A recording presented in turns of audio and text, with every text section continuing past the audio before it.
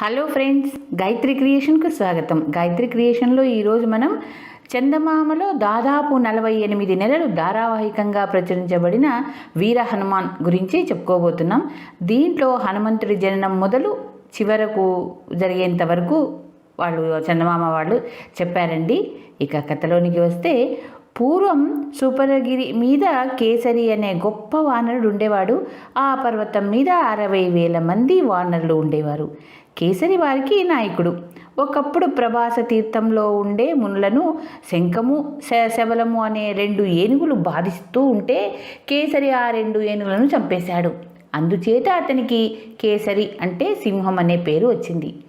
కేసరి మహాబలవంతుడు, భాగ్యవంతుడు అయి ఉండి కూడా బ్రహ్మచర్యం అవలంబించి మహాఘోరమైన తపస్సు చేసి అంతులేని శక్తులను సంపాదించాడు. ఆ కాలంలో శంబసాదరుడు అనే రాక్షసుడు తపస్సు చేసి బ్రహ్మను మెప్పించి 3 లోకాలను జయించేటువంటి వరం పొంది మునులను, సిద్ధులను, దేవతలను అమితంగా హింసించడం ప్రారంభించాడు. దేవతలందరూ కలిసి బ్రహ్మదేవుడి వద్దకు వెళ్ళి శంబసాదుడు పెట్టే బాధలు భరించలేమని మొరపెట్టుకున్నారు. బ్రహ్మ వారిని కేసరి వద్దకు పంపాడు. దేవతలు కేసరి వద్దకు వెళ్ళి అతన్ని ఆశీర్వదించి శంబసాదుడు పెట్టే బాధలన్నీ చెప్పుకొని, బాబు, ఆ దుర్మార్గుడి నుంచి నువ్వే మమ్మల్ని కాపాడాలి అన్నారు. ఇదే సమయంలో నారదుడు శంబసాదుడి వద్దకు వెళ్ళి శుభమస్తు అన్నాడు. శంబసాదుడు నారదుడికి నమస్కారం చేసి, ఎక్కడి నుంచి వస్తున్నారు, ఏమిటి విశేషాలు అని అడిగాడు. హేమకూటం నుంచి వస్తున్నాను. అక్కడ ఇంద్రుడు మొదలైన దేవతలందరూ చేరి నిన్ను చంపమని ఒక వానరుని ప్రార్థిస్తున్నారు. ఈ మాట నీతో చెప్పిపోదామని వచ్చాను అన్నాడు నారదుడు. ఈ మాట వినగానే శంబసాదుడు ఆజ్యం పోసిన అగ్నిలా మండిపడి, ఓహో, పాపం కదా అని ప్రాణాలతో వదిలిపెడితే ఇదా దేవతలు చేస్తున్న ఆలోచన? నన్ను కోతి చేత ఎలా చంపిస్తారో నేను చూస్తాను. ఇంతకాలం చచ్చినట్టు పడి ఉన్నవాళ్ళు నన్ను చంపడానికి చూస్తున్నారా? నా భుజబలం ఏమిటో ఆ దేవతలందరికీ చూపిస్తాను అన్నాడు. ఆ రాక్షసుడు ప్రళయకార రుద్రుడిలాగా చేతిలో మెరిసే కత్తి పట్టుకొని కేసరి ఉన్న చోటికి అతి వేగంగా వచ్చి పడ్డాడు. అతని పెడబొబ్బలు విని కేసరి వద్ద ఉన్న దేవతలకు గుండెలు అవిసిపోయినాయి. వాళ్ళు కొండ గృహల్లోనూ కేసరి చాటున దాక్కునే ప్రయత్నాలు చేశారు. ఎక్కడికి పోతారు, మిమ్మల్ని అందరినీ ఒక్క దెబ్బతో చంపేస్తాను అంటూ శంబసాదుడు దేవతలను తరుముతూ ఉంటే కేసరి అతనికి అడ్డం వెళ్ళి, ఒరే దుర్మార్గుడా, నా చేత చావటానికే ఇంత దూరం వచ్చావు, యుద్ధం చెయ్యి అన్నాడు. చిచి, కోతితో యుద్ధం చేయటమా? నాతో యుద్ధం చేయటానికి పరమశివుడే భయపడతాడు కదా, ఒక్క క్షణంలో నీ సంగతి తేల్చేస్తా అంటూ శంబసాదుడు ఆవేశంతో కత్తి ఎత్తాడు. ఇంతలో కేసరి పెద్ద రాయి ఎత్తి రాక్షసుడు రొమ్ము అదిరేటట్లు కొట్టాడు. రాక్షసుడు కేసరి మీద ఒక గద విసిరితే అది కేసరి రొమ్ముకు తగిలి పిండి పిండి అయిపోయింది. కానీ కేసరి చలించలేదు. శంబసాదుడు ఒక శూలాన్ని విసిరితే కేసరి దాన్ని ఒడిసి పట్టుకొని తన మోకాలికి పెట్టి విరిచేశాడు. అప్పుడు రాక్షసుడు కేసరిని కత్తితో కొట్టడానికి ముందుకొచ్చాడు. కేసరి తన తోకతో రాక్షసుడి చేతి మీద కొట్టేసరికి కత్తి జారి కింద పడిపోయింది. కిందపడిన కత్తి తీసుకోవడానికి శంబసాదుడు ఒప్పుకోక బహుయుద్ధానికి సిద్ధపడ్డాడు. కానీ కేసరి పిడికిలతో ఒక్క పోటు పొడిచేసరికి ఆ రాక్షసుడు నెత్తురు కక్కుని చచ్చాడు. రాక్షసుడు చావడంతో దేవతల కష్టాలు తీరిపోయినాయి. దేవతలు కేసరితో, ఇంకా ఎంతకాలం బ్రహ్మచారిగా ఉంటావు, ఇంకా పెళ్లి చేసుకుని గృహస్థు అయిపో అని హెచ్చరించి వెళ్ళిపోయారు. కేసరి కూడా తనకు అనుకూలంగా ఉండే కన్య కోసం చూడసాగాడు. బ్రహ్మదేవుడు సర్వాంగ సౌందర్యం కలిగిన అహల్య అనే కన్యను సృష్టించి గౌతముడు అనే మునికి భార్యగా ఇచ్చాడు. కొంతకాలానికి వారిద్దరికీ అంజన అనే కూతురు పుట్టింది. అంజన పూర్వజన్మంలో ఒక విద్యాధరుడి కూతురు. ఆమె గొప్ప గాయకురాలు. అందుచేత ఆమెకు సుగంధి అనే పేరు కూడా వచ్చింది. ఆమె ఒకసారి తన చెలికత్తెలతో హిమాలయాలకు వెళ్ళి అక్కడ ఒక సరోవరంలో కొంతసేపు జలకాలాడి ఒక చెట్టు కింద ఉండగా అగ్నిహోత్రుడు అటు పోతూ ఆమెకు కనిపించాడు. అతన్ని చూసి సుగంటి పకపక నవ్వింది. అగ్ని కోపం వచ్చి వచ్చే జన్మల్లో వానరుని కనమని ఆమెను శపించాడు. కుంజరుడు అనే వానరుడు సంతానం కావాలని శివుణ్ణి గురించి తపస్సు చేశాడు. శివుడు కుంజరుడికి ప్రత్యక్షమై, నాయనా, నీకు కొడుకులు పుట్టే యోగం లేదు, కానీ నీకు ఒక కూతురు దొరుకుతుంది. ఆ చక్కని పిల్లకు నా వంశంలో లోకోత్తరుడైన కొడుకు పుట్టి నీ వంశాన్ని ఉద్ధరిస్తాడు అని చెప్పాడు. తర్వాత కుంజరుడు తనకు కూతురు ఎప్పుడు దొరుకుతుందో కదా అని ఎదురు చూస్తుండగా ఒక త్వరలోనే తన అసలు తల్లిదండ్రులను మర్చిపోయి కుంజరుడిని తన తండ్రిగాను, అతని భార్య అయిన విద్యావళిని తన తల్లిగాను చూడనారంభించింది. క్రమంగా ఆమెకు యుక్త వయసు వచ్చింది. కుంజరుడు ఆమెకు వివాహం చేసే ఆలోచనలో పడ్డాడు. ఈ లోపల కేసరి అంజన అందం గురించి, పాట గురించి విని ఆమెను చూడ్డానికి బయలుదేరి వచ్చి ఆమె వన విహారం చేస్తుండగా చూశాడు. ఆమె బంగారు శరీర ఛాయ, అందము చూసి కేసరికి అమితాశ్చర్యం కలిగింది. ఆమె తనను వరించేటుంటే ఇంకేది జీవితంలో అవసరం లేదని అతనికి అనిపించింది. అంజనకు కూడా కేసరి పైన అభిమానం కలిగింది. కానీ ఆమె విషయాన్ని తన చెలికెత్తలకు తెలియనీయకుండా వన విహారం కట్టిపెట్టి వెంటనే ఇంటికి వచ్చేసింది. కేసరి మర్నాడు తన ఆప్తులతో అంజన తనకు నచ్చిందని చెప్పి ఆమెను తాను పెళ్లాడే మార్గం ఏమిటని అడిగాడు. కుంజరుడు మనకు బంధువు కాదగిన యోగ్యుడే, అతన్ని మంచిగా అడిగి చూద్దాం, పిల్లనియనంటే బలప్రయోగం చేద్దాం అన్నారు కేసరి బంధుగణం. తర్వాత కేసరి పంపిన పెళ్లి పెద్దలు కుంజరుడి వద్దకు వెళ్ళి కేసరి ఉద్దేశం తెలిపారు. కేసరి అంతటి వాడు తనకు అల్లుడవుతున్నందుకు సంతోషించి కుంజరుడు అంజనను అతనికి శాస్త్రోక్తంగా ఇచ్చి పెళ్లి చేశాడు. అయితే చాలా కాలం అంజనకు సంతానం కలగలేదు. సంతానం కోసం అంజన, కేసరి ఎన్నో నోములు, వ్రతాలు చేశారు. కానీ ఫలితం లేకపోయింది.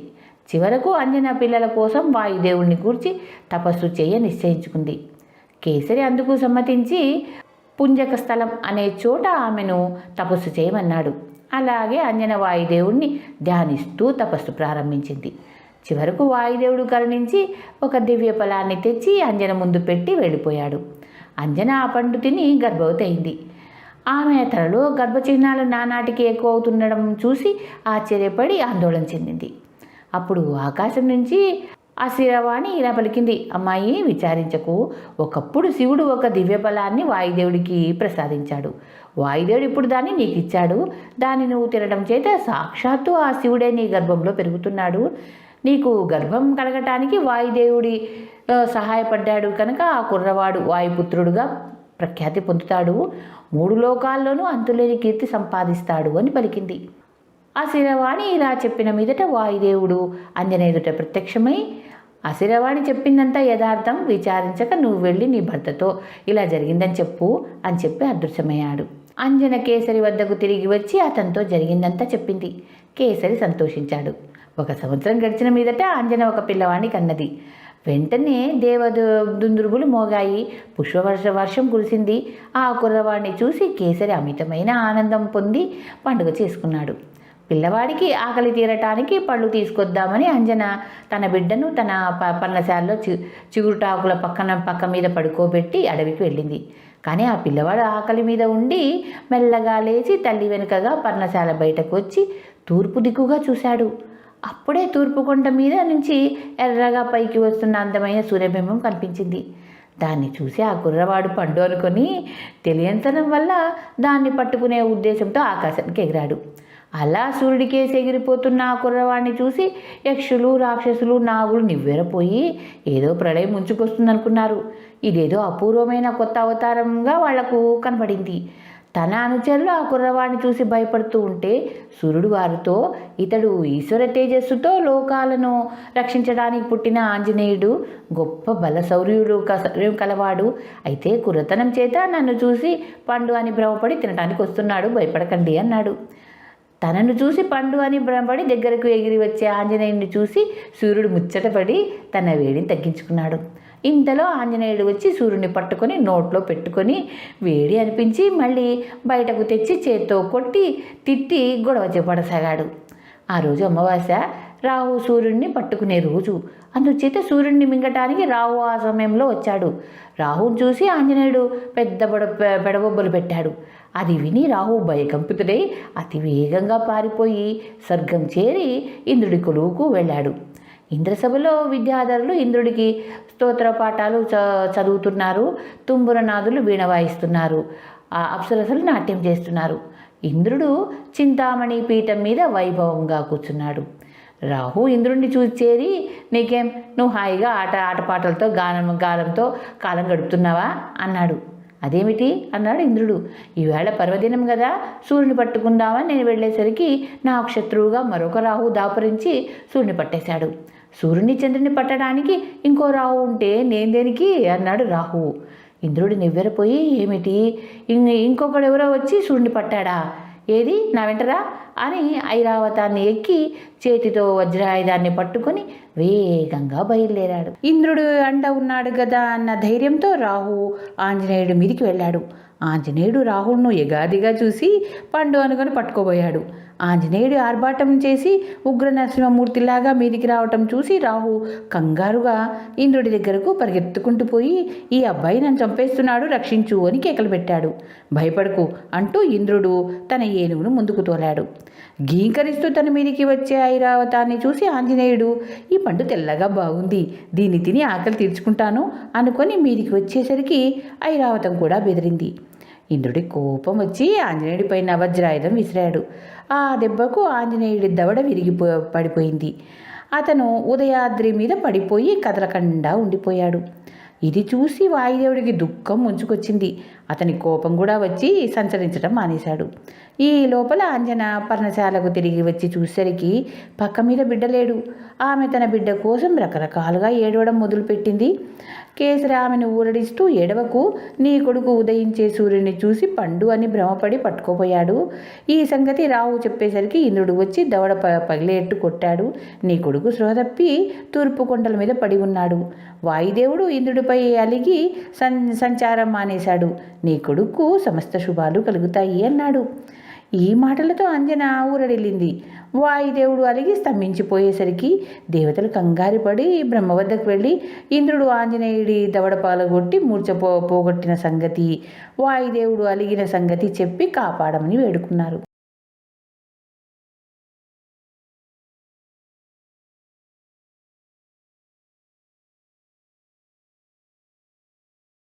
బ్రహ్మదేవుడు హంసవాహనం మీద వాయుదేవుడు ఉన్న చోటికి వెళ్ళి, నాయన, సమస్త ప్రాణులకు ప్రాణమిచ్చేవాడివి, అంతటా ఉండేవాడివి, నువ్వు అలగటం ధర్మమా అన్నాడు.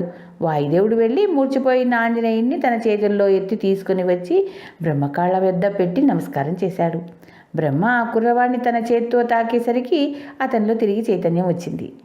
ఇది చూసి వాయుదేవుడు సంతోషించి లోక సంచారం చేయటానికి బయలుదేరిపోయాడు. ఆ తర్వాత బ్రహ్మదేవతలతో, ఈ కుర్రవాడు లోకాలన్నింటినీ సంతోషపెట్టగలవాడు, ఇతనికి వరాలిద్దాం, ఇతను సాక్షాత్తు శివుడి అవతారం అన్నాడు. అప్పుడు ఆంజనేయుడికి భూదేవి వేదశాస్త్రాలు వచ్చేట్టుగా శక్తినిచ్చింది. నీటి భయం లేకుండా వరుణుడు వరమిచ్చాడు. మృత్యు భయము ముసలితనము లేకుండా యముడు వరమిచ్చాడు. కుబేరుడు యుద్ధాలలో విజయం ఇచ్చాడు. విశ్వకర్మ కనక కుండలాలు ఇచ్చాడు. ఇంద్రుడు ఆంజనేయుడికి హనుమంతుడు అనే పేరు పెట్టి, హనువు అంటే దౌడ అన్నమాట, వజ్రాయుధం చేత అతనికి హాని లేకుండా వరమిచ్చాడు. బ్రహ్మ హనుమంతుడికి దీర్ఘాయువు ఇస్తూ చిరంజీవత్వం ఇచ్చాడు.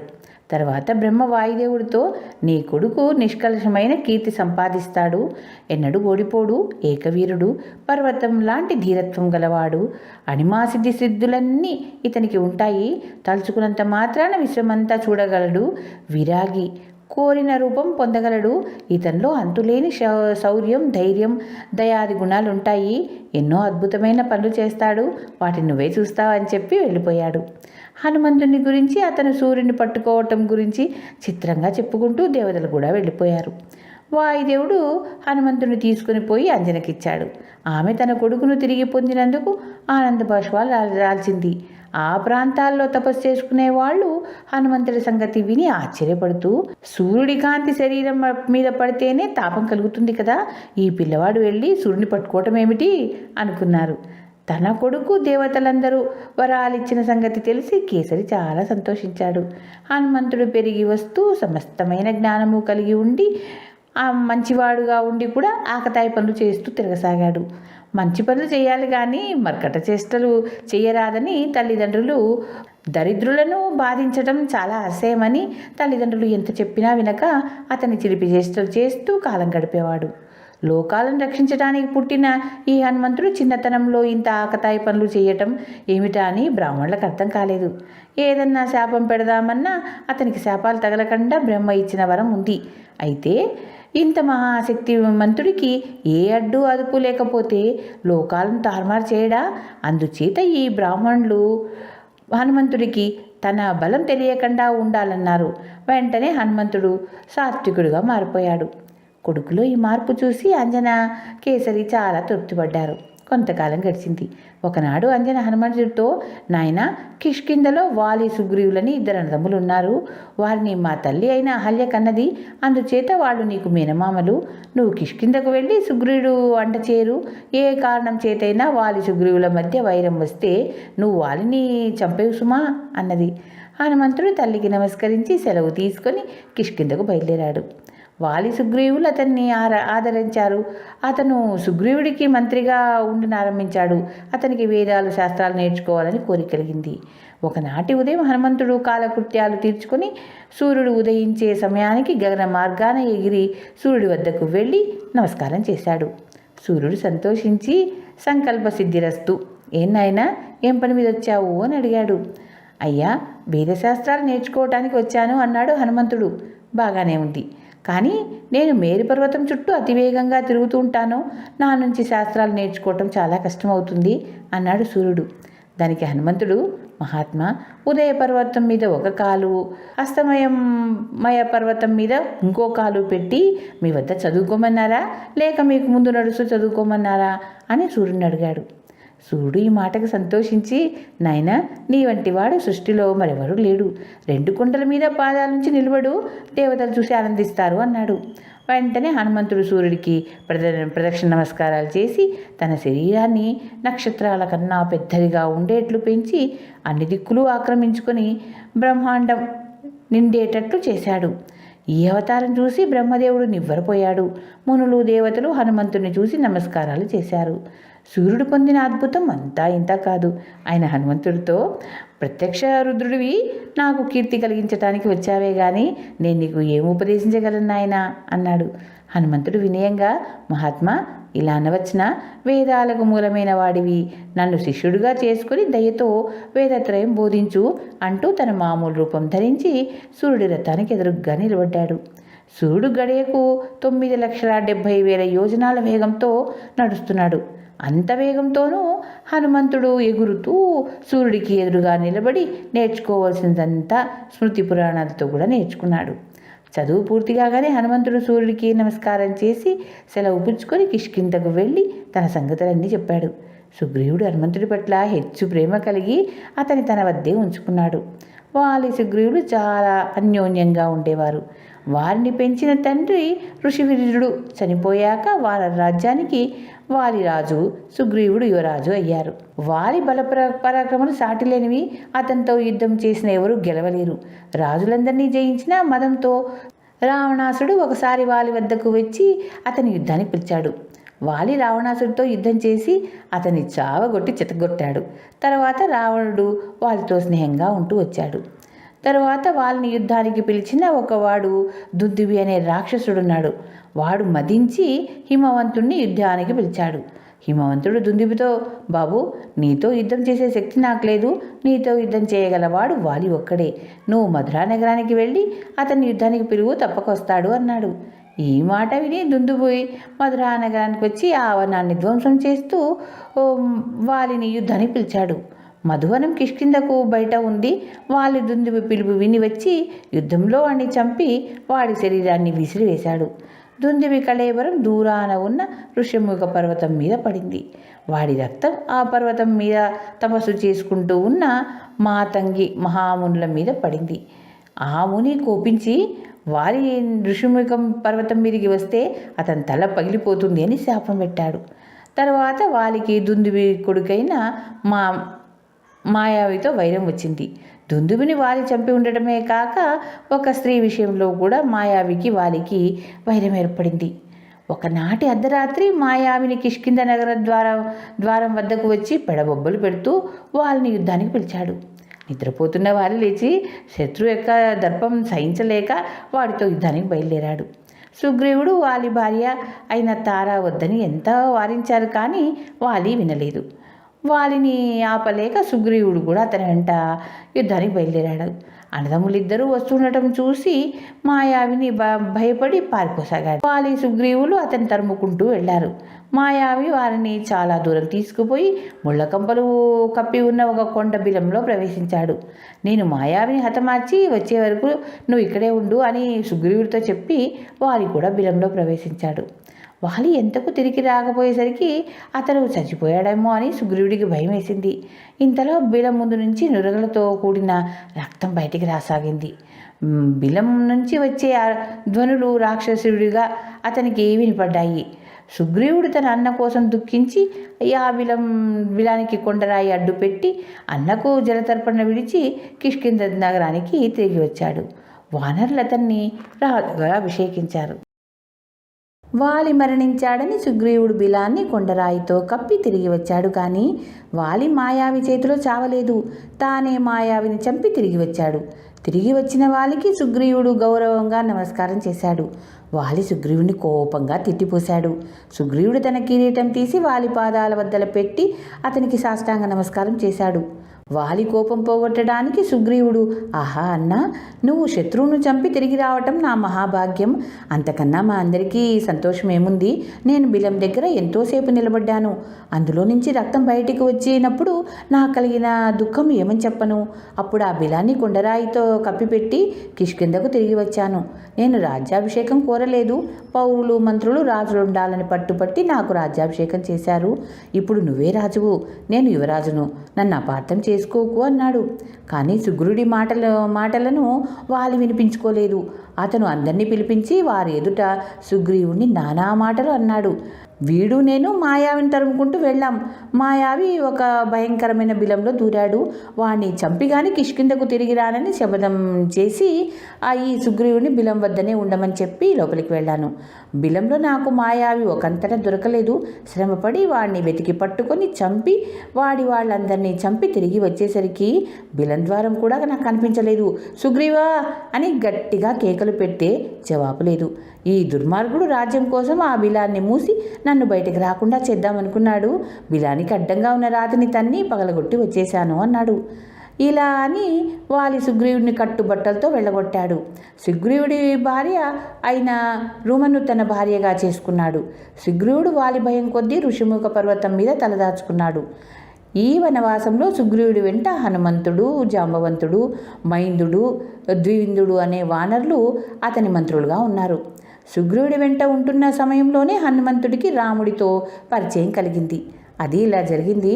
ఋషిముఖం మీద ఉన్న సుగ్రీవుడు ఒకనాడు పంపా సరోవరం పక్కన ఉన్న వనంలో ఇద్దరు మనుషులు సంచరిస్తూ ఉండటం చూశాడు. వాళ్ళు ధనుర్బాణాలు ధరించి చూడటానికి చాలా అద్భుతంగా ఉన్నారు. వాళ్ళని చూస్తూనే సుగ్రీవుడు భయపడిపోయాడు. వాళ్లను వాలి పంపిన మనుషులు అయి ఉంటారని, వాలి ఋషిముఖ పర్వతం మీదికి రాకూడదని శాపం ఉంది కనుక తనను చంపడానికి ఎవరినో పంపాడని సుగ్రీవుడు అనుకున్నాడు. అతను కాలుకాలిన పిల్లిలాగా తిరుగుతూ ఎక్కడికైనా పారిపోవాలనుకుంటున్నాడు. అప్పుడు హనుమంతుడు సుగ్రీవుడితో, వాలి ఇక్కడికి రాలేడు, అతను వచ్చిన జాడ లేదు, భయం దేనికి అన్నాడు. వాలి వచ్చాడని నేను అనలేదు. ఆ ఇద్దరు మనుషులను చూడు, వాళ్ళు వద్ద ఉన్న ధనుర్బాణాలు ఖడ్గాలు చూడు. వాళ్ళని చూస్తే ఎవరికైనా భయం కలిగి తీరుతుంది. వాళ్లను వాలి నాపైకి పంపాడని నా అనుమానం. రాజైన వాడికి ఎందరో సహాయకులు ఉంటారు. మనం గూఢచారం గురించి ఏమరి ఉండరాదు, ఉంటే చచ్చిపోతాం. రాజులు శత్రువులను నాశనం చేయటంలో అనేక ఉపాయాలు ఆలోచిస్తారు. అందులోనూ వాలి మహా తెలివిగలవాడు. చూడు హనుమంతుడా, నువ్వు వెళ్ళి వాళ్ళు మాట్లాడుకునే మాటలు విని వాళ్ళు మంచివాళ్ళో దుర్మార్గులో తెలుసుకో. వాళ్ళు అరణ్యాల్లో ఆయుధాలు ధరించి ఎందుకు తిరుగుతున్నారో అడుగు. వారికి నా మీద ఏదైనా ద్వేషభావం ఉంటే దాన్ని పోగొట్టి నాపై వారికి సద్భావం కలిగేట్టు చెయ్యి అన్నాడు సుగ్రీవుడు. అలాగే చేస్తానని చెప్పి హనుమంతుడు రామలక్ష్మణులు సంచరిస్తున్న చోటికి బయలుదేరాడు. అతడు తన వానర రూపాన్ని మార్చుకుని ఒక బ్రహ్మచారి రూపం ధరించి రామలక్ష్మణులను సమీపించి అతి వినయంగా, అయ్యలారా, మిమ్మల్ని చూస్తూనే రాజర్షుల్లాగాను దేవతల సమానులుగాను తపోవ్రతం పూరిన వారుగాను కనిపిస్తున్నారు. మీరు ఈ పంపా తీరానికి ఎలా వచ్చారు? మీరెవరు? మిమ్మల్ని చూసి ఇక్కడి వన్యమృగాలు బెదిరిపోతున్నాయి. మీ విశాలమైన భుజాలు, ఏనుగు తొండాల వంటి చేతులు చూస్తే సమస్తమైన ఆభరణాలు ధరించి రాజ్యాలు ఏలదగిన వారిలాగా ఉన్నారు అన్నాడు. రామలక్ష్మణులు మాట్లాడలేదు. తిరిగి హనుమంతుడే ఇలా అన్నాడు, సుగ్రీవుడనే వానరరాజు మహాధర్మాత్ముడు, గొప్ప బలశాలి అన్న వెళ్ళగొట్టగా ఆయన చాలా ఇక్కట్లు పడుతున్నాడు. నేను ఆయన మంత్రిని, హనుమంతుణ్ణి అనే వానరుణ్ణి సుగ్రీవుడు పంపగా ఋషిముఖ పర్వతం నుంచి వచ్చాను. నేను కోరిన రూపం పొందగలవాడిని, అందుచేత ఈ బ్రహ్మచారి వేషం ధరించి వచ్చాను. ఎక్కడికైనా వెళ్ళగల శక్తి నాకుంది. సుగ్రీవుడు మీ స్నేహం కోరుతున్నాడు అన్నాడు. ఈ మాట వినగానే రాముడి మొహం సంతోషంతో వికసించింది. రావణుడు ఎత్తుకుపోయిన సీతను తిరిగి సంపాదించటానికి వానరరాజైన సుగ్రీవుడు సహాయం పొందమని కబంధుడు రాముడికి చెప్పి ఉన్నాడు. రాముడు లక్ష్మణుడితో, తమ్ముడు, వెతకపోయిన తీగ కాళ్లకు చుట్టుకున్నట్లు మనం చూద్దామనుకుంటున్న సుగ్రీవుడే మన కోసం తన మనిషిని పంపాడు. ఇతను చాలా బుద్ధివంతుడిలా కనబడుతున్నాడు. మాట్లాడుతున్నంతసేపు అతని ముఖం చాలా నిర్మలంగానూ ఉంది. ఇతనితో నువ్వు మాట్లాడు అన్నాడు. లక్ష్మణుడు హనుమంతుడితో, సుగ్రీవుడి సుగుణాలు మాకు తెలిసినవే. మేము ఆ సుగ్రీవుని వెతుక్కుంటూ వస్తున్నాం. నువ్వు కోరినట్లే మేము సుగ్రీవుడితో స్నేహం చేసుకుంటాం అన్నాడు. రాముడికి సుగ్రీవుడి వల్ల ఏదో పని ఉన్నది కాబట్టి రాముడు సుగ్రీవుడికి తిరిగి రాజ్యం వచ్చేటందుకు తోడ్పడవచ్చునని హనుమంతుడు ఊహించి సంతోషం పొంది, మీరిద్దరూ భయంకరమైన దండకారణ్యానికి ఎందుకు వచ్చారు అని అడిగాడు. రాముడు లక్ష్మణుని తన వృత్తాంతం చెప్పమన్నాడు. లక్ష్మణుడు ఇలా చెప్పాడు. ఇతను దశరథ మహారాజు పెద్ద కుమారుడు. రాముడు రాజు కావలసిన వాడు, తండ్రి మాట జవతాటని వాడు. అలాంటి వాడు రాజ్యభ్రష్టుడై నాతో కూడా వనవాసం వచ్చాడు. మాతో పాటు ఇతని భార్య సీతాదేవి కూడా వనవాసానికి వచ్చింది. నేను ఇతని తమ్ముడిని. నా పేరు లక్ష్మణుడు. ఈ రాముడి గొప్ప గుణాలకు నేను దాసుని. మేము లేని సమయంలో ఎవడో రాక్షసుడు ఇతని భార్యను అపహరించి తీసుకుపోయాడు. వాడెవడో మాకు తెలియదు. ఆ రాక్షసుడి జాడ సుగ్రీవుడి ద్వారా తెలుస్తుందని మాకు మరొక రాక్షసుడు చెప్పాడు. అడిగావు గనక మా సమాచారం దాచకుండా నీకు చెప్పాం. ఎంతటి వారికైనా శరణు ఇయ్యగల ఈ మహాపురుషుడు ఇప్పుడు సుగ్రీవుడి మైత్రి కోరుతున్నాడు. సుగ్రీవుడు అంగీకరించాలి అన్నాడు. దానికి హనుమంతుడు, మహారాజు సుగ్రీవుడే మిమ్మల్ని వెతుక్కుంటూ రావాల్సిన పరిస్థితి. తన రాజ్యాన్ని భార్యాన్ని వాలి కాజేయటం చేత ఆయన చాలా విచారమైన స్థితిలో ఉన్నాడు. సీతాదేవిని వెతకటానికి ఆయన మీకు సహాయపడగలడు అన్నాడు. తరువాత అతను వారిని సుగ్రీవుడి వద్దకు రమ్మన్నాడు. లక్ష్మణుడు రాముడితో, మనం సుగ్రీవుడి వద్దకు పోదాం. అతని సహాయం వల్ల మన కార్యం నెరవేరుతుంది అన్నాడు. వెంటనే హనుమంతుడు తన బ్రహ్మచారి రూపం వదిలిపెట్టి వానర రూపం ధరించి రామలక్ష్మణులను తన భుజాలపైన ఎక్కించుకొని ఋష్యముఖ పర్వతం మీదకి బయలుదేరాడు. అయితే సుగ్రీవుడు ఋష్యముఖ పర్వతం మీద లేడు. సమీపంలోనే ఉన్న మలయ పర్వతం మీద భయంతో దాక్కున్నాడు. హనుమంతుడు మలయ పర్వతం మీద ఉన్న సుగ్రీవుడిని కలుసుకొని, ఆ వచ్చిన వాళ్ళు రామలక్ష్మణులు, ఇక్ష్వాకు వంశంలో పుట్టిన వాళ్ళు, దశరథ మహారాజు కొడుకులు. రాముడు నియమం పాటించి అరణ్యవాసం వచ్చాడు. అతని భార్యను ఎవడో రాక్షసుడు ఎత్తుకుపోయాడు. అంచేత ఆ రాముడు నిన్ను శరణుజొచ్చాడు. అన్నదమ్ములైన రామలక్ష్మణులు నీ స్నేహం కోరుతున్నారు. వీరిని చేరదీసి ఆదరించు అన్నాడు. ఈ మాట విని సుగ్రీవుడు ఎంతో సంతోషించాడు. అతను అందమైన మానవుడి రూపం ధరించి రామలక్ష్మణుల వద్దకు వచ్చి, మిమ్మల్ని గురించి హనుమంతుడు నాతో అంతా చెప్పాడు. రాజు అయిన రామ, నువ్వు నా వంటి వానరుడి స్నేహం కోరటం నాకెంతో గౌరవము, లాభదాయకమును. నీకు నా స్నేహం కావాలంటే నా చేతిలో చెయ్యి వేసి స్నేహధర్మం నిర్వర్తించు అన్నాడు. రాముడు సుగ్రీవుడి చేతిలో చెయ్యి వేసి అతన్ని గాఢంగా కౌగలించుకున్నాడు. అప్పుడు హనుమంతుడు అరణి మదించి అగ్ని చేసి ఆ అగ్నిని పూజించి రాముడికి సుగ్రీవుడికి మధ్యగా దాన్ని ఉంచాడు. రామసుగ్రీవులు ఆ అగ్నికి ప్రదక్షిణ చేసి అగ్ని సాక్షిగా సఖ్యం చేసుకున్నారు. రాముడు సుగ్రీవుడితో, నువ్వు నాకు స్నేహితుడు అయ్యావు. ఇక నీ దుఃఖమే నా దుఃఖం, నీ సుఖమే నా సుఖం అన్నాడు. సుగ్రీవుడు దట్టమైన ఆకులు గల ఒక మద్ది కొమ్మ విరిచి దానిపైన రాముడితో సహా కూర్చున్నాడు. లక్ష్మణుడు కూర్చోవడానికి హనుమంతుడు ఒక చందన వృక్షం కొమ్మను విరిచాడు. తర్వాత సుగ్రీవుడు తనకు వాలికి మధ్య వైరం ఎలా వచ్చింది వివరంగా చెప్పాడు. అంతా చెప్పి అతను రాముడితో, వాలి భయంతో నేను కుంగిపోయి ఉన్నాను, నా భయం తొలగించు అన్నాడు. రాముడు వాలి సుగ్రీవుల వృత్తాంతం విని నవ్వుతో స్నేహానికి ఉపకారమే ఫలం, నీ భార్యను కాజేసిన వాళ్ళని నేను చంపుతాను అన్నాడు. సుగ్రీవుడు ఈ మాటలకు ఎంతో సంతోషించి, రామ, నీ దయ వల్ల నాకు నా భార్య రాజ్యం తిరిగి రావాలి. అందుకోసం నువ్వు వాళ్ళని చంపే ప్రయత్నం చెయ్యి. సీతాదేవిని నేను నీకు తెచ్చి ఇస్తాను. ఆమె పాతాళంలో ఉండని, స్వర్గంలో ఉండని నేను ఆమెను తెచ్చి ఇవ్వటం మట్టుకు నిజం. ఇప్పుడు నాకు జ్ఞాపకం వస్తుంది, నేను చూసినది సీతే అయి ఉండాలి. ఆమె నన్ను, నా వెంట ఉన్న 4 వానర వీరులను చూసి మా ముందు నగలమూట పడేసింది. వాటిని దాచి ఉంచాను. వాటిని నువ్వు గుర్తించగలవేమో చూడు అన్నాడు. రాముడు ఆత్రంగా, మిత్రమా, వాటిని వెంటనే తెచ్చి మాకు చూపించు అన్నాడు. సుగ్రీవుడు లేచి గుహలోనికి వెళ్ళి సీతాదేవి పైపట్టలో మూటగట్టి ఉన్న అందమైన ఆభరణాలు తెచ్చి రాముడు ముందు పెట్టి చూడు అన్నాడు. రాముడు వాటిని చూస్తూనే హా సీత అని పడిపోయి కంట నీరుతి కార్చుతూ నిట్టూర్పులు విడవసాగాడు. కొంతసేపు అయ్యాక అతను లక్ష్మణుడితో, లక్ష్మణ, రాక్షసుడు తనను తీసుకుపోయేటప్పుడు సీత ఈ నగలను మెత్తని గట్టి గల ప్రాంతంలో పడవేసి ఉంటుంది.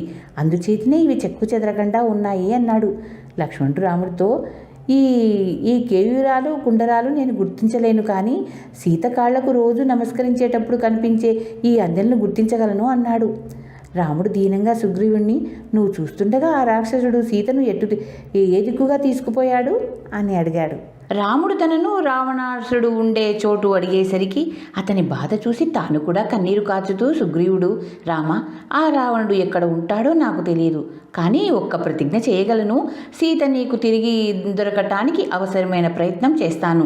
నీకు సంతోషం కలిగిస్తాను. నువ్వు ధైర్యంగా ఉండు. నేను కూడా నీలాగే భార్యను పోగొట్టుకున్నాను, కానీ ధైర్యాన్ని విడవలేదు అన్నాడు. సుగ్రీవుడు ఇలా ఊరడించేసరికి రాముడు కన్నీటితో తడిసిన తన ముఖాన్ని తుడుచుకున్నాడు. అతను సుగ్రీవుడితో, నిజమైన మిత్రుడిలాగా మాట్లాడావు. ఇప్పుడు నేనున్న స్థితిలో నీలాంటి ఆప్తుడు దొరకడం నా అదృష్టం. నువ్వు మాత్రం రావణుడు ఎక్కడ ఉంటాడో, సీతను ఎక్కడ ఉంచాడో వెతికించాలి. పోతే నా నుంచి నీకు ఏం కావాలో చెప్పు. ఆ పని నా వల్ల అవుతుందా కాదా అని సంశయించకు. నేను వాళ్ళని చంపుతానన్న మాట యథార్థం. నేను ఇంతవరకు ఎన్నడూ అబద్ధం చెప్పలేదు, ఇక ముందు చెప్పను అన్నాడు. ఈ మాటలకు సుగ్రీవుడు, అతని మంత్రులైన వానరులు ఎంతో సంతోషించారు. సుగ్రీవుడు రాముడితో ఇలా అన్నాడు, రామ, నన్ను నా అన్న మోసం చేసి నా భార్యను అపహరించాడు. నాకు ఏం చేయాలో తెలియదు. ఇలా బతుకుతున్నాను. బలవంతుడైన వాలి నన్ను రాజ్యభ్రష్టుని చేయటమే కాక నన్ను చంపటానికి అనేక ప్రయత్నాలు చేశాడు. అతను నా మీదికి పంపిన వానరులను ఎంతోమందిని నేను చంపాను. నేను నా అన్న భయం చేతనే నీ దగ్గరికి కూడా రాలేదు. నాకిప్పుడు ఈ హనుమంతుడు మొదలైన వారు ఎంతో సహాయంగా ఉన్నారు. నా పట్ల స్నేహం కలిగి వాళ్ళు నన్ను రక్షిస్తున్నారు. నేను ఎక్కడికి పోతే అక్కడికి వస్తారు. నన్ను ఎల్లప్పుడూ రక్షిస్తూ ఉంటారు. ఇలా ప్రాణభయంతో ఈ పర్వతం మీద ఎంతకాలం జీవించేది? వాలి చస్తే గాని నాకు క్షేమం లేదు అన్నాడు. రాముడు ఈ మాటలకు నవ్వి, నా ఒక్క బాణంతో వాళ్ళని చంపగలను. నా కంటబడిన మరుక్షణం అతను చచ్చిపోతాడు. నువ్వు కూడా నేనున్న స్థితిలోనే ఉన్నావు, సందేహం లేదు. నీ దుఃఖం త్వరలోనే తీరిపోతుంది. ధైర్యం వహించు అన్నాడు. సుగ్రీవుడు రాముడికి వాలి బలసత్వాలను గురించి ఇలా చెప్పాడు. వాలి తెల్లవారక ముందే లేచి సూర్యోదయం అయ్యే లోపల 4 సముద్రాల్లోనూ స్నానం చేసి సంధ్యావందనం చేస్తాడు. పర్వత శిఖరాల మీదకి ఎక్కి పెద్ద పెద్ద కొండరాళ్లను బంతుల్లాగా ఎగిరేసి పట్టుకుంటాడు. అరణ్యంలో పెద్ద పెద్ద చెట్లను విరిచి తన బలం చూసుకుంటాడు. 1000 ఏనుగుల బలం గల దుందుబి అనేవాడిని చంపాడు. దుందుబి ఎనుబోతు రూపం గల రాక్షసుడు. వాడు మతగర్వంతో మొట్టమొదట సముద్రుడి వద్దకు వెళ్ళి తనతో ద్వంద్వ యుద్ధానికి రమ్మన్నాడు. సముద్రుడు వాడితో, నాయన, నీతో యుద్ధం చేసే శక్తి నాకు లేదు. అందుకు సమర్థుడు హిమవంతుడు, అతనితో యుద్ధం చేసివా నీ భుజాల తీరుతుంది కనుక వెంటనే బయలుదేరి అక్కడికి పో అని చెప్పాడు. సముద్రుడు తనను చూసి భయపడ్డాడని సంతోషించి దుందుబి శరవేగంతో హిమాలయాలకు వెళ్ళి ఏనుగులంతేసి కొండరాళ్లను తన కొమ్ములతో విసిరేస్తూ గర్జించాడు. ఇది తెలిసిన హిమవంతుడు ఒక్క కొండ శిఖరం మీదికి వచ్చి నిలబడి, దుందుబి, నన్ను యుద్ధంతో ఎందుకు బాధిస్తావు? నేను యుద్ధం చేయడానికి పనికిరాను. ఇక్కడ ఎందరో మునులు తపస్సు చేసుకుంటున్నారు. ఇది యుద్ధం చేసే స్థలం కాదు అన్నాడు. దుందుబి మహాకోపంతో, యుద్ధం చేయటం నీకు చేత కాకపోతే చేతనైన వాడెవడో చెప్పు. వాడిని క్షణాల మీద చంపి నా శక్తి చూపుతాను అన్నాడు. నీకు యుద్ధమే కావాలంటే కిష్కింధలో ఉండే వాలి వద్దకు వెళ్ళు. అతన్ని గెలవటం అసాధ్యం. అని హిమవంతుడు చెప్పాడు. దుందుబి కిష్కిందా నగర ద్వారం వద్దకు వచ్చి గొప్ప గర్జన చేశాడు. వాడు అక్కడ ఉన్న చెట్టును విరుస్తూ తన గిట్టెలతో నేలను గీరుతూ కొమ్ములతో నగర ద్వారాన్ని కొడుతూ ఆర్భాటం చేసి వాళ్ళని రమ్మన్నాడు. అతను అంతఃపురం నుంచి స్త్రీజనాన్ని వెంటబెట్టుకొని దుందుబి వద్దకు వచ్చి, ఒరే దుందుబి, నేను నిన్ను ఎరుగుదును, ఎందుకిలా గర్జిస్తున్నావు? ప్రాణాల మీద ఆశ లేదా అని అడిగాడు. ఈ మాటలకు దుందుబి మండిపడి, ఆడవాళ్ల ముందు ప్రగల్భాలు పలకడం కాదు, నాతో యుద్ధం చేసి నీ శక్తి చూపించు, లేదా రేపొద్దున దాకా నీ గడువు ఇస్తున్నాను. ఈలోగా నీ బాధ్యతలన్నీ తీర్చుకో. నీ బంధువులందరికీ ఇచ్చేది ఏమన్నా ఉంటే ఇచ్చేసేయి. మిత్రులతో చెప్పుకునేందుకు ఏదైనా ఉంటే చెప్పుకో. నీ నగరమంతా ఒకసారి తిరిగి చూసుకో. నీ బదులు మరొక్కడిని రాజుగా నియమించి అప్పుడు నేను నీ మతం అడిగిస్తాను అన్నాడు. వాలి స్త్రీజనాన్ని అంతఃపురానికి తిప్పి పంపి దేవేంద్రుడు తనకిచ్చిన కాంచనమాలను మెడలో వేసుకుని దుందుబి మీదకి కలయబడి వాడి కొమ్ములను పట్టుకుని గిరగిరా తిప్పి నేలకేసి కొట్టి సింహనాదం చేశాడు. దుందుబి చెవుల నుంచి రక్తం వచ్చింది.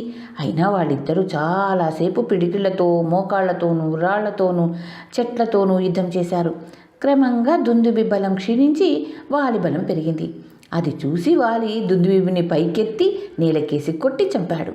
తరువాత అతను దుందుబి కళేబరాన్ని ఎత్తి ఊపి ఆమడ దూరం పోయి పడేట్టు విసిరివేశాడు. నోటి నుండి రక్తం కారుతున్న కళేబరం మాతంగముని ఆశ్రమం మీదుగా వెళ్ళి పడింది. దాని తాకిడికి ఆశ్రమం అంతా కొన్ని చెట్లు విరిగాయి.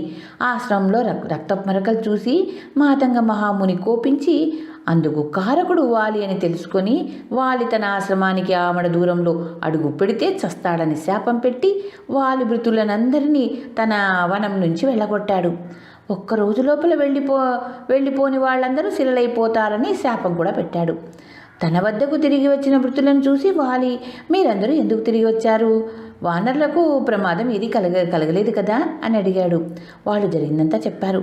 వాలి మాతంగ మహాముని శాపం ఉపహరించుకోమని వేడుకున్నాడు. కానీ ఆయన వినిపించుకోలేదు.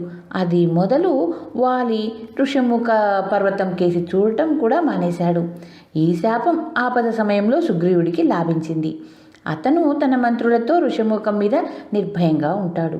సుగ్రీవుడు రాముడికి వాళ్ళని గురించి ఇదంతా చెప్పి రాముడికి దుందుబి కళేబరాన్ని చూపించి, ఈ లావుపాటి మధ్య చెట్లు ఇక్కడ 7 ఉన్నాయి చూడు, వీటిలో దేని నుంచి అయినా దూసుకుపోయేట్లు బాణం వేసేపాటి బలం వాళ్ళకి ఉంది.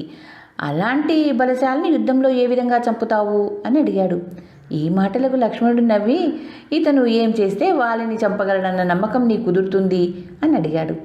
రాముడు కూడా మధ్య చెట్ల నుంచి దూరిపోయేట్టు బాణం కొట్టి బాణంతో దుందుబి కళేబరాన్ని 200 బారల దూరం పోయి పడేట్లు కొడితే ఇతను వాళ్ళని చంపగలడని నమ్ముతాను అని సుగ్రీవుడు లక్ష్మణ్తో అన్నాడు. అతను రాముడికేసి తిరిగి, రామ, వాలి మహాబలశాలి. అతను ఇంతవరకు అపజయం ఎరగడు. అతని బలం నాకు తెలుసు, కానీ నీ బలం నాకు తెలియదు. అందుచేత నిన్ను భయపెట్టడానికి నేను ఈ మాటలు చెప్పడం లేదు. వాలి అంటే నాకున్న భయం కొద్దీ చెప్తున్నాను అన్నాడు. రాముడు చిరునవ్వు నవ్వి, నా పరాక్రమంలో నీకు నమ్మకములకి కలిగేటట్లు నేను చేస్తాను అని దుందుబి కళేబరాన్ని కాలిబొటన వేలుతో ఎత్తి 10 ఆమడల దూరం పోయి పడేట్టు విసిరాడు. అది చూసిన సుగ్రీవుడు, రామ, ఇప్పుడు కళేబరం ఎండి తేలిక అయిపోయింది. దుందుబితో భయంకరంగా యుద్ధం చేసి అలసిపోయి ఉన్న సమయంలో వాలి పచ్చి కళేబరాన్ని ఇంత దూరం విసిరాడు. అందుచేత నీకు వాలికి బలంలో గల తేడా గురించి నా సందేహం తీరలేదు. ఒక్క మది చెట్టు కూడా దూసుకుపోయేట్టు బాణం వేశావంటే మీ ఇద్దరి బలాలు నాకు తెలుస్తాయి అన్నాడు. సుగ్రీవుడికి తన యందు నమ్మకం కలగాలి కాబట్టి రాముడు ధనస్సు చేతపట్టుకుని ఒక బాణం తీసుకుని మధ్య చెట్టును కొట్టాడు. ఆ బాణం 7 మధ్య చెట్లను దూసుకుపోయి కొండను ఛేదించి భూమిలోనికి వెళ్ళిపోయింది. అది చూసి సుగ్రీవుడు నిర్ఘాంతపోయాడు. అతను చేతులు జోడించి రాముడి ముందు సాష్టాంగ నమస్కారం చేసి, రామ, నువ్వు ఇంద్రుని దేవతలను కూడా జయించగలవు. వాళ్ళని చంపుతావనటానికి ఏమాత్రం సందేహం లేదు. నీ స్నేహం కలిగినందుకు నేనెంతో సంతోషిస్తున్నాను అన్నాడు. రాముడు సుగ్రీవుడిని కౌగిలించుకొని లక్ష్మణ్తో సంప్రదించి, సుగ్రీవ, మనం బయలుదేరి కిష్కింధకు పోదాం. నువ్వు మాకన్నా కొంచెం ముందుగా వెళ్ళి వాళ్ళని యుద్ధానికి పిలువు అన్నాడు. వెంటనే రామలక్ష్మణులు సుగ్రీవుడు అనుచరులు కిష్కింధకు వెళ్ళి నగరం వెలుపల ఉన్న వనంలో చెట్ల చాటను దాక్కున్నారు. సుగ్రీవుడు గట్టిగా బిగించి వాళ్ళని పిలవటానికి భయంకరమైన గర్జన చేశాడు. తన తమ్ముడి పిలుపు విని కోపించి వాలి వచ్చాడు. ఇద్దరూ దారుణంగా యుద్ధం చేశారు. ఒకరినొకరు పిడికిళ్లతో అరచేతులతో కొట్టుకున్నారు, పట్టుకున్నారు. వారిద్దరూ ఒకే పోలికగా ఉండడం చేత రాముడికి వారిలో ఎవరు సుగ్రీవుడో ఎవరు వాలో తెలియలేదు. అందుచేత అతను బాణం వదలేకపోయాడు. ఈ లోపల సుగ్రీవుడు ఓడిపోయి పారిపోసాగాడు. వాలి అతన్ని మాతంగముని ఆశ్రమం దాకా వెంబడి తరిమి కొట్టి సుగ్రీవుడు నెత్తురు ఓడుతూ మాతంగ ఆశ్రమం ప్రవేశించగానే బతికిపోయావు పో అని కిష్కిందకు తిరిగి వెళ్ళిపోయాడు. రాముడు హనుమంతుణ్ణి లక్ష్మణ్ణి వెంటబెట్టుకుని తాను కూడా సుగ్రీవుని వెనుక వెళ్ళాడు. సుగ్రీవుడు రాముని చూసి తల వంచుకొని, నీ పరాక్రమం చూసిన వాడిని నన్ను వాలిపైకి యుద్ధానికి పంపి వాలి చేత చావు దెబ్బలు తినిపించావే, ఇదేం పని? వాళ్ళని చంపడం నీ చేత కాదని ముందే చెబితే నేను వెళ్ళను కదా అని దీనంగా అన్నాడు. సుగ్రీవ, నేను వాళ్ళని కొట్టకపోవటానికి కారణం చెప్తా విను. మీ ఇద్దరి అలంకరణలు, రూపాలు, నడక, కంఠధ్వని, కళ్ళు, శరీరఛాయ ఒకే విధంగా ఉన్నాయి. మీ ఇద్దరిలో నాకు కొంచెం కూడా తేడా తెలియడం రాలేదు. మొదటికే మోసం వస్తుందని నేను బాణం విడవలేదు. నీకు అభయం ఇచ్చిన వాడిని భ్రమపడి నీ ప్రాణమే తీస్తే అది మహాపాపం కదా. నేను, లక్ష్మణుడు, సీత కూడా నీ ఆధీనంలో ఉన్నవాళ్ళం. నన్ను గురించి సందేహించక నువ్వు మళ్ళీ వెళ్ళి వారితో యుద్ధం చేయి. ఈసారి నాకు గుర్తుగా ఉండేటందుకు ఏదైనా ధరించు. ఒకే ఒక్క బాణంతో వాళ్ళని చంపుతాను. లక్ష్మణ, పూసి ఉన్న ఈ గజపుష్పుని తెంపి సుగ్రీవుడి మెడకు చుట్టు అన్నాడు రాముడు. సుగ్రీవుడికి ఆ రాముడి మాటలతో ఈసారి గట్టి నమ్మకం కుదిరింది.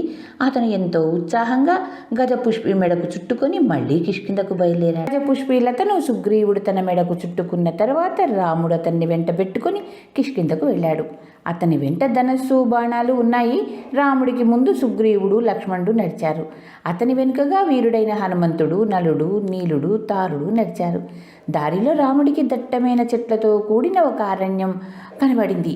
అతను సుగ్రీవుడిని ఆ అరణ్యం గురించి అడిగాడు. సుగ్రీవుడు నడుస్తూనే ఇలా చెప్పాడు. ఇది ఒకప్పుడు ఆశ్రమం. చల్లని నీడగల చెట్లతోనూ రుచిగల కందమూల ఫలాలతోనూ ఉండేది. ఇందులో సప్తజనులు ఋషులు తపస్సు చేసి శరీరాలతోనే స్వర్గానికి వెళ్ళిపోయారు. ఇప్పుడు ఇందులోనికి ఎవరూ ప్రవేశించలేరు. పక్షులు, జంతువులు కూడా ప్రవేశించలేవు. ఒకవేళ లోపలికి పోయినా తిరిగి బయటికి రాలేవు. ఇందులో నుంచి అప్సరసల నాట్యం చేసే ధ్వనులు, పాడే ధ్వనులు ఎప్పుడు వినిపిస్తూ ఉంటాయి. వివిధ జాతుల పూల చెట్ల నుంచి మంచి సువాసనలు కూడా వస్తున్నాయి. చెట్ల పై భాగం మీద మసి కనిపిస్తుంది కదా, దానికి కారణం ఏమంటే ఇందులో సర్వకాలాల్లో త్రేతాగ్నులు వెలుగుతూ ఉంటాయి అన్నాడు. ఈ మాట విని రామలక్ష్మణులు సప్తజనులను తలుచుకొని అరణ్యానికి నమస్కారం చేశారు. అక్కడి నుంచి చాలా దూరం నడిచి వాళ్ళు కిష్కిందకు సమీపించి చెట్ల చాటును దాక్కున్నారు. సుగ్రీవుడు ఒక్కసారి చుట్టూ కలే చూసి గట్టిగా గొంతెత్తి వాలిని యుద్ధానికి పిలిచాడు. తరువాత అతను రాముడితో, ఈసారైనా మాట నిలబెట్టుకో అన్నాడు. నీ మెడలో లత ఉన్నది కనుక నిన్ను తేలికగా గుర్తించగలను. వాలిని ఒకే ఒక బాణంతో కూల్చుతాను. నువ్వు భయపడకు. నేను ఎంత కష్టంలో కూడా అబద్ధమాడిన వాణ్ణి కాను. ఇక ముందు కూడా ఆడను. నువ్వు ఏమాత్రం భయపడక వాళ్ళని గట్టిగా పిలువు అన్నాడు రాముడు. సుగ్రీవుడు ఆకాశం దద్దరిల్లేదట్లు భయంకరంగా అరిచాడు. ఆ ధ్వని విని పక్షులు బెదిరిపోయినాయి. వనంలో తిరిగే లేళ్లు చప్పున నిలిచిపోయాయి. ఈ సింహనాదాన్ని అంతఃపురంలో ఉన్న వాలి విన్నాడు. తనను చూసి హడలిపోయే సుగ్రీవుడికి ఇంత ధైర్యమా అని వారికి పట్టరాని ఆగ్రహం కలిగింది. అతను వెంటనే యుద్ధానికి బయలుదేరి వచ్చాడు. వచ్చేస్తున్న వాలిని తారాపి సుగ్రీవుణ్ణి చంపడానికి ఈ రాత్రి వెళ్ళాలా? తెల్లవారి వెళ్ళొచ్చు కదా. ఇందులో పౌరుష ప్రసక్తి లేదు. అతను నీతో సమానుడైన బలం కలవాడు కూడా కాదు. నేను ఎందుకు వెళ్ళొద్దంటున్నానో చెప్తాను.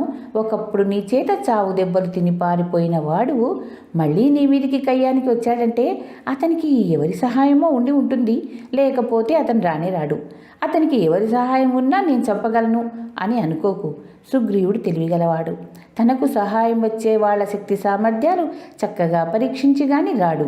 నీకన్నా పరాక్రమవంతుని సహాయం తీసుకొని వచ్చి ఉంటాడు. అంగదుడు అరణ్యంలోనికి వెళ్ళి తిరిగి వచ్చి ఒక సమాచారం తెచ్చాడు. ఇక్ష్వాకు వంశం వాళ్ళు దశరథుడి కొడుకులు అయిన రామలక్ష్మణులు ఋషిముఖం మీదికి వచ్చారట. మహాబల పరాక్రమ సంపన్నులైన ఆ అన్నదమ్ములు సుగ్రీవుడికి సహాయంగా ఉన్నారట. ఆ రాముడు విరాధుణ్ణి, కర దూషణలను, కబంధుణ్ణి చంపి ఉన్నాడట అన్నది. తార వాలికి ఈ విధంగా సలహా కూడా ఇచ్చింది.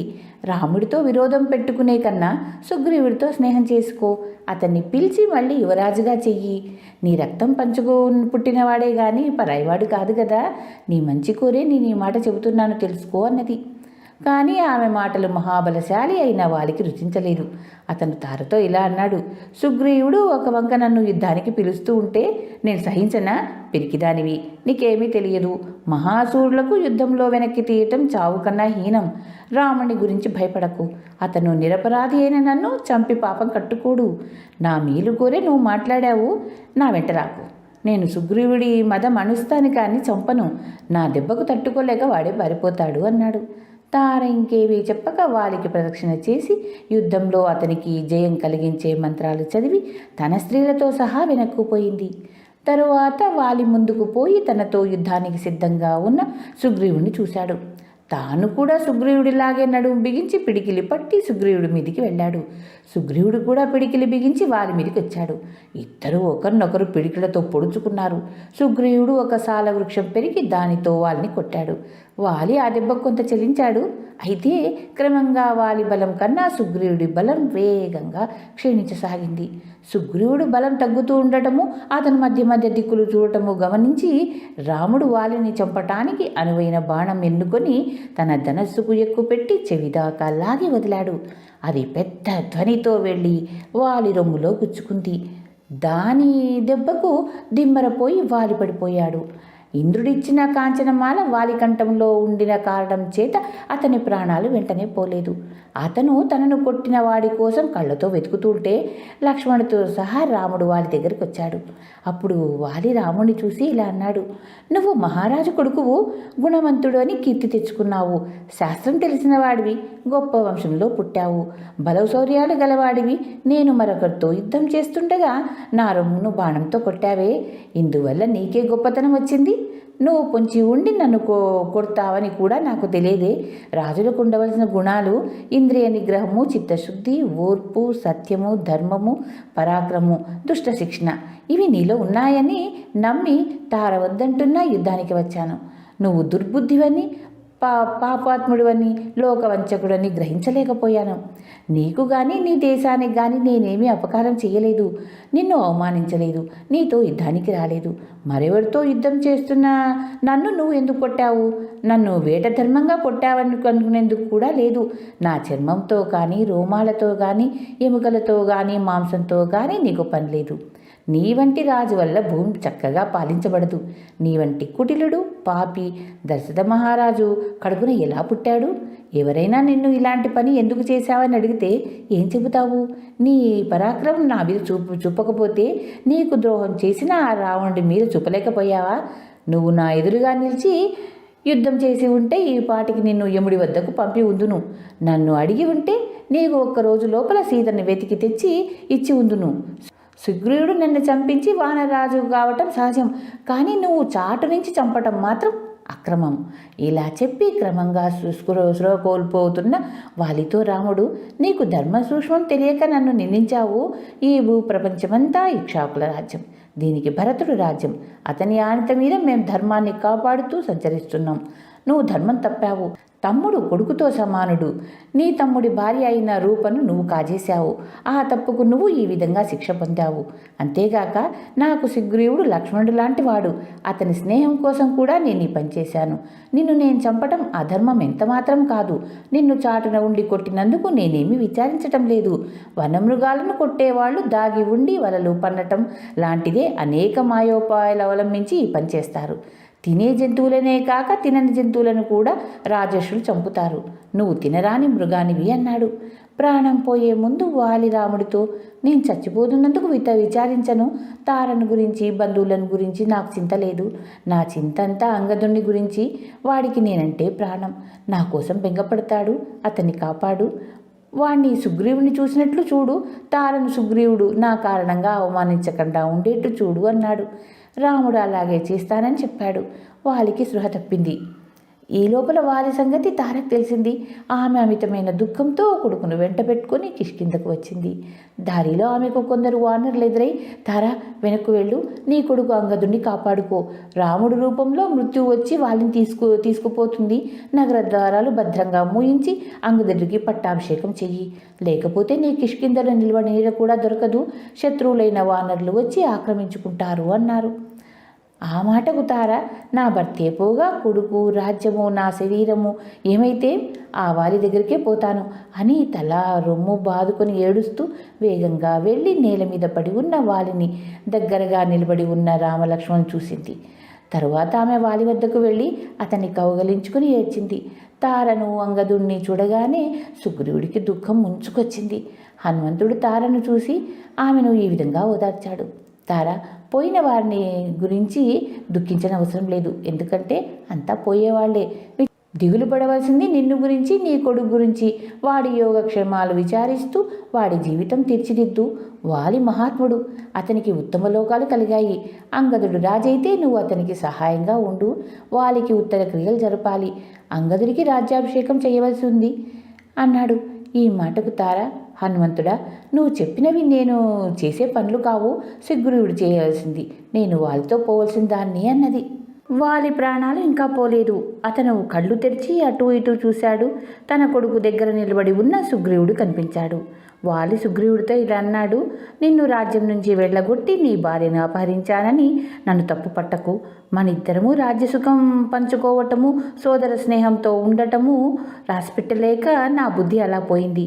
నేను చచ్చిపోతున్నాను గనక నువ్వు వానరరాజు కా. నా చివరి కోరిక ఎంత కష్టమైనా తీర్చు. నాకు ప్రాణం కన్నా ఎక్కువైన వాడు అంగదుడు. వాడిని నీ కొడుకులాగే చూసుకో.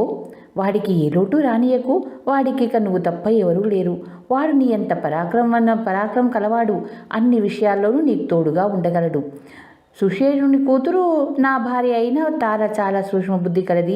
రానున్న కష్టాలను ముందుగా తెలుసుకోగలదు. అందుచేత ఆమె చెప్పినట్లు చెయ్యి, లేకపోతే నీకు ఆపద కలుగుతుంది. నాకు దేవేంద్రుడిచ్చిన కాంచనమాల ఇప్పుడే నువ్వు తీసుకో. నేను చచ్చిపోతే దాని కాంతి పోతుంది అన్నాడు. వాలి చెప్పిన దానికి సుగ్రీవుడు వినయంగా తలాడించి కాంచనమాలను తీసుకున్నాడు. తరువాత వాలి అంగదుడిని దగ్గరకు పిలిచి కొన్ని హితవులు చెప్పాడు. అతను తన పట్ల ప్రవర్తించినట్లే సుగ్రీవుడి పట్ల ప్రవర్తించాలి. సుగ్రీవుడి శత్రువులతో ఎన్నడూ చేరరాదు. సుగ్రీవుడు చెప్పిన పనులు చెయ్యాలి. ఎవరితో కానీ అమిత స్నేహం చేయటం కానీ, అసలే స్నేహం చేయకపోవటం కానీ తప్పు. ఇలా చెప్పి వాలి ప్రాణాలు వదిలాడు. వానరులందరూ గొల్లునే ఏడ్చారు. వాళ్ళు వాలి చేసిన మహాకార్యాలు తలుచుకున్నారు. ఈ వాలి గోలబుడనే గంధర్వుడితో 15 సంవత్సరాలు పోరాడి చంపాడు. వాలి ఉండగా వానరులకు ఎవరి భయము లేకపోయింది. తార తన భర్త కోసం తలుచుకొని ఏడ్చింది. నీలుడు వాలి రొమ్ము నుంచి బాణం లాగేశాడు. తార చెప్పిన మీదట అంగదుడు వాలి కాళ్ళు పట్టుకొని నమస్కారం చేశాడు. తార దుఃఖం చూస్తే సుగ్రీవుడు తానే వాలిని చంపించినందుకు మహా బాధపడ్డాడు. అతను కంటనీరు పెట్టుకుంటూ రాముడి దగ్గరికి వెళ్ళాడు. అలా వెళ్ళిన సుగ్రీవుడు రాముడితో, రామ, నువ్వు నీ మాట నిలబెట్టుకొని వాళ్ళని చంపావు, నాకు రాజ్యం ఇచ్చావు. కానీ నాకు జీవితం మీద కోరికపోయింది. తార వానరులు ఇలా ఏడుస్తుండగా నాకు ఈ రాజ్యం ఎందుకు? మొదట వాళ్ళని నన్ను పెట్టిన బాధల మూలంగా వాళ్ళ చావు కోరాను. కానీ తీరా వాలి చచ్చిపోయాక పశ్చాత్తాపం నన్ను దహిస్తుంది. నా జీవితం అంతా ఋషముఖం మీదనే వెళ్ళబుచ్చడం మంచిదనిపిస్తుంది. ఇప్పుడు నాకు స్వర్గం కూడా వద్దు. వాలి నన్ను ప్రాణాలతో వదిలాడు. నేను వాలి ప్రాణాలు తీయించాను. నాకంటే పాపి ఉండరు. ఇప్పుడు నేను యువరాజుగా ఉండటానికి కూడా తగను. రాజుని ఎలా కాగలను? నేను కూడా వారితో పాటు దహనమవుతాను. వానరులు నీ పని చూడగలరు. సీతాదేవిని వెతుకుతారు అన్నాడు. తార రాముణ్ణి చూసి దుఃఖిస్తూ ఇలా అన్నది, వాలిని చంపిన బాణంతోనే నన్ను కూడా చంపి వాళ్ళ దగ్గరికి పంపు. నేను వెంట లేకపోతే వాళ్ళకి సుఖం లేదు. సీతావియోగంతో నువ్వు ఎలా బాధపడుతున్నావో స్వర్గంలో వాలి నా కోసం అలా బాధపడతాడు. నన్ను చంపితే నీకు వాలిని చంపిన దోషం కూడా పోతుంది అన్నది. రాముడు ఆమెను ఓదార్చుతూ, వీరపత్నివై నువ్వు ఇలా దుఃఖించరాదు. వాలి ఉన్నప్పుడు సుఖపడినట్టే నువ్వు మళ్ళీ సుఖపడతావు. నీ కొడుకు అంగదుడు యువరాజు అవుతాడు అన్నాడు. అతను వానరులతో, ఎంత ఏడ్చినా పోయిన వాడికి అందువల్ల మేలు జరగదు. కాలయాపన ఎందుకు? వాలికి ఊర్ధ్వలోకాలు కలిగే కార్యక్రమం చేయండి అన్నాడు. అప్పుడు లక్ష్మణుడు దుఃఖంతో మునిగి ఉన్న సుగ్రీవుడితో, సుగ్రీవ, వారికి దహన సంస్కారాలు జరగాలి. వానరుల చేత చందనం మొదలైనవి ఎండుకట్టలు తెప్పించు. అంగదుడిని ఓదార్చి తండ్రి తల కింద కొరివి పెట్టడానికి అతన్ని సిద్ధం చేయి. ఇక నుంచి కిష్కింధను పాలించవలసిన నువ్వే ఏడుస్తూ కూర్చుంటే జరగదు. అంగదుడి చేత పూలు, బట్టలు, నెయ్యి, నూనె, గంధద్రవ్యాలు వెంటనే తెప్పించి పల్లకి ఒకటి తీసుకురావాలి. వాలిని మోసే వానరులు సిద్ధంగా ఉండాలి అన్నాడు. లక్ష్మణుడు ఇలా చెప్పగానే తారుడు పల్లకిని పట్టుకు రావటానికి కిష్కింధకు వెళ్ళి త్వరలోనే తిరిగి వచ్చాడు. సుగ్రీవుడు, అంగదుడు కలిసి వారి శరీరాన్ని పల్లకిలో పడుకోబెట్టారు.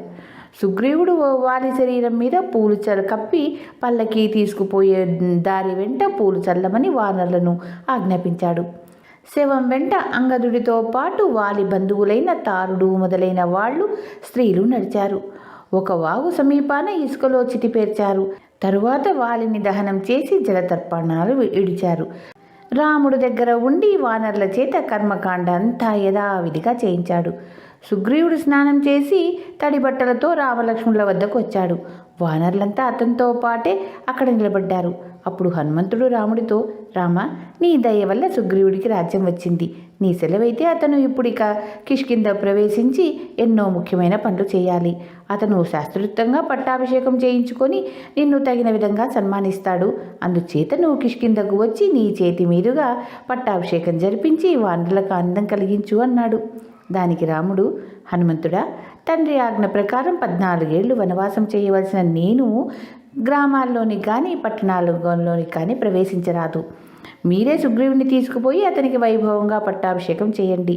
అలాగే ఈ అంగదుణ్ణి యువరాజుగా అభిషేకించండి. ఇప్పుడే శ్రావణ మాసం ప్రారంభమవుతుంది. ఇక 4 నెలల పాటు వర్షాకాలం. యుద్ధానికి తగిన కాలం కాదు. మీరంతా కిష్కింధకు వెళ్ళండి. నేను, లక్ష్మణుడు ఈ పర్వతం మీద ఉంటాం.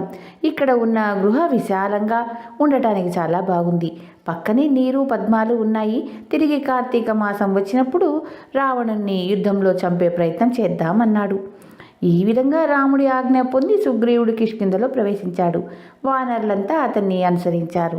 అతను తనను చూడవచ్చిన వానరులందరినీ ఆప్యాయంగా పరామర్శించి తారను ఊరడించడానికి వాలి అంతఃపురానికి వెళ్ళాడు. సుగ్రీవుడు వాలి అంతఃపురం నుంచి తిరిగి రాగానే వానరులు అతని పట్టాభిషేకం కోసం బంగారు అలంకరణలు గల తెల్ల గొడుగు, 2 వింజామరులు, అన్ని రకాల మణులు, సమస్త విత్తనాలు, ఔషధులు, పువ్వులు, చందనము, అక్షింతలు, కుంకుమ పువ్వు, తేనె, నెయ్యి, పెరుగు మొదలైనవన్నీ సిద్ధం చేశారు. అడవి పంది చర్మంతో కుట్టిన పాదరక్షలు సుగ్రీవుడి కోసం సిద్ధం చేశారు. తర్వాత బ్రాహ్మణుడు అగ్నిహోత్రం చేసి పూజించి సుగ్రీవుడికి వేదోక్తంగా పట్టాభిషేకం చేశారు. గజుడు, గవాక్షుడు, గవయుడు, శరభుడు, గంధమూలుడు, మైదండుడు, ద్వివరుడు, హనుమంతుడు, జాంబవంతుడు, నలుడు బంగారు కలశాలతో ఎద్దు కొమ్ములతోనూ నదీ జలం తెచ్చి సుగ్రీవుణ్ణి అభిషేకించారు. రాముడు చెప్పిన ప్రకారం సుగ్రీవుడు అంగదుణ్ణి యువరాజుగా అభిషేకించాడు. అలా చేసినందుకు వానరులు సుగ్రీవుడిని మెచ్చుకున్నారు. వానరులందరూ పండగ చేసుకున్నారు. సుగ్రీవుడు రాముడి వద్దకు వెళ్ళి జరిగిందంతా చెప్పి తిరిగి వచ్చి తన భార్య అయిన రుమతో సుఖంగా జీవించసాగాడు. రామలక్ష్మణులు వానాకాలం గడవటానికి నిర్ణయించుకున్న గుహ ప్రసరణ పర్వతం మీద ఉంది. అది చాలా అందమైన పర్వతం. గుహకు సమీపంలోనే తామర కొలను ఉంది. గుహ ద్వారం నైరుతి దిక్కుగా ఉండటం చేత వానజల్లు లోపలికి రాదు. తూర్పు నుంచి ఎదురుగాలి కూడా లోపలికి రాదు. గుహ ముందర చక్కని సమప్రదేశం ఉంది. అక్కడికి సమీపంలోనే చక్కని నది కూడా ప్రవహిస్తుంది. కిష్కింధ నగరం అక్కడికి ఎంతో దూరం లేదు. కిష్కింధలో జరిగే కోలాహలము, వాయిద్యాల ధ్వనులు గుహకు స్పష్టంగా వినిపిస్తున్నాయి. అలాంటి అందమైన ప్రదేశంలో ఉంటూ రాముడు ఒక వంక సీత కోసం బాధపడుతూ, రావణ్ణి చంపటానికి సుగ్రీవుడు సహాయం పడతాడని ఆశపడుతూ శరత్కాలం కోసం ఎదురు చూడసాగాడు. అతనికి ఆ వానాకాలం చాలా కష్టంగా గడిచింది. చివరకు వానలు వెనుకబడ్డాయి. కానీ సుగ్రీవుడు రాముడి పని సంగతి పూర్తిగా మర్చిపోయాడని హనుమంతుడికి తోచింది. సుగ్రీవుడు రాజ్యభారమంతా మంత్రులకు వదిలేసి పూర్తిగా తన కాలమంతా అంతఃపుర విలాసాలతో ఇన్నాళ్ళు గడిపాడు. ఇది గమనించిన హనుమంతుడు సుగ్రీవుడి వద్దకు వెళ్ళి, నీకు రాజ్యము వైభోగము వచ్చాయి, స్నేహితుల పట్ల బాధ్యత కూడా నిర్వర్తించు. సొంత పనులు పాడు చేసుకుని అయినా మిత్రుల పనులు చేసేవాడు నశించడు. మనం ఇప్పుడు రాముడి కోసం సీతను వెతకాల్సి ఉంది. ఈ పని ఇప్పటికే ప్రారంభం కావాల్సింది. రాముడు మంచివాడు గనక ఓపిక పట్టాడు. సీతను వెతకటానికి వానరులను పంపించు అన్నాడు. సుగ్రీవుడు ఈ మాటలతో తొందర కలిగింది. అతను నీలుణ్ణి పిలిచి అన్ని దిక్కులా ఉన్న వానరసేలను పిలిపించమని ఆజ్ఞాపించాడు. 15 రోజుల లోపల కిష్కింధకు వచ్చి చేరాలని, అలా చేరని వానరులందరికీ మరణదండన ఉంటుందని ప్రకటించాడు. ఈ లోపల రాముడు వర్షాకాలం పోయినా సుగ్రీవుడు రాకపోయేసరికి చాలా బాధపడ్డాడు. అతడు లక్ష్మణ్తో సుగ్రీవుడు శరత్కాలం రాగానే సీతను వెతికిస్తానని మాట ఇచ్చి తన పని తీరింది కదా అని ఉపేక్షిస్తున్నాడు. అతనికి నా బాణం దెబ్బ తినాలని కోరికగా ఉన్నట్లుంది. నువ్వు వెళ్ళి నేను కోపంగా ఉన్నానని అతనితో చెప్పు. వాలిని పంపిన మార్గాన సుగ్రీవుని కూడా పంపగలని కూడా చెప్పు. ఇదంతా అతనికి ఎలా చెప్పాలో అలా చెప్పు అన్నాడు. లక్ష్మణుడు కూడా సుగ్రీవుడి పైన చాలా కోపం వచ్చింది. ఈ సుగ్రీవుడు తనకు రాజ్యం ఎలా వచ్చింది మర్చాడు. అతని రాజ్యం నిలవదు. నేను ఇప్పుడే వెళ్ళి ఆ సుగ్రీవుని చంపి అంగదుడి సహాయంతో సీతాదేవిని వెతికిస్తాను అంటూ లక్ష్మణుడు ఆవేశంతో బయలుదేరేసరికి రాముడు అతన్ని ఆపి, లక్ష్మణ, తొందరపడి అంత పని చెయ్యకు. మనకు అతనికి మధ్య ఉన్న స్నేహాన్ని మరవకు. సుగ్రీవుడితో మంచిగానే మాట్లాడు. అతను జాప్యం చేశాడే తప్ప మనకు అపకారం ఏమీ చేయలేదు కదా అన్నాడు. ధన్యవాదాలు. చివరిగా మీకో మాట, నా ఛానల్లోని కథలు మరియు వంటలు మీకు నచ్చినట్లయితే ఓ లైక్ చేయండి. మీ బంధువులకు, స్నేహితులకు, తెలిసిన వాళ్లకు షేర్ చేయండి. మరిన్ని టేస్టీ వంటల కోసం, మరిన్ని మంచి మంచి కథల కోసం గాయత్రి క్రియేషన్ను సబ్స్క్రైబ్ చేసుకోండి. ధన్యవాదాలు. మిగిలిన కథ వచ్చే భాగంలో చెప్పుకుందాం.